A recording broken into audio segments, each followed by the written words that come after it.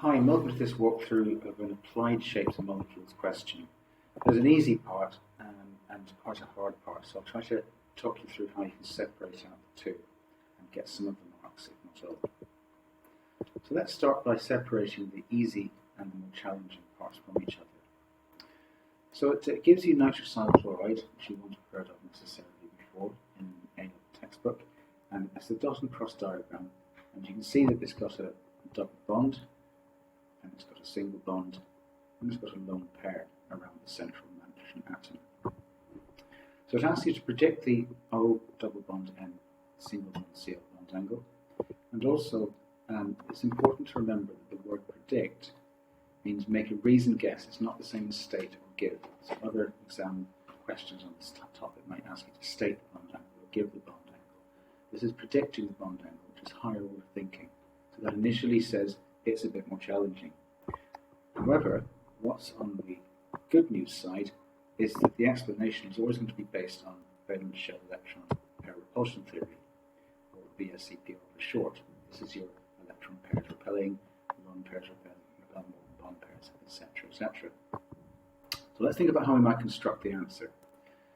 I think possibly the way to do this is, if you've got 3 marks on offer and you're a bit time limited, do the easy bit first. So instead of doing the predict the ONCl bond angle, do the explanation first of all. So electron pairs repel and lone pairs more so than bond pairs is a good start. You can then say there are 2 bonding regions and 1 lone pair around the central nitrogen atom. So that's 1 bonding region there, and there's another bonding region there, and there's your lone pair. So you've made a statement about what's in the central atom. So whatever you actually end up doing after this, you've already picked up a couple of marks for stating the obvious there. Now, let's see if we can do the prediction, how we work our way through this. Well, basically, all bond angles can be worked out by comparison to a tetrahedral arrangement, funnily enough, of electron pairs around an atom. So if we imagine 4 electron pairs arranged as orbitals, and each one contains 2 electrons. So these are full orbitals, and the central atom is in the middle. So let's now make that atom a nitrogen atom like we've got in our compound here. Now we can say that there are 2 full orbitals can become the N double bond O bonding region.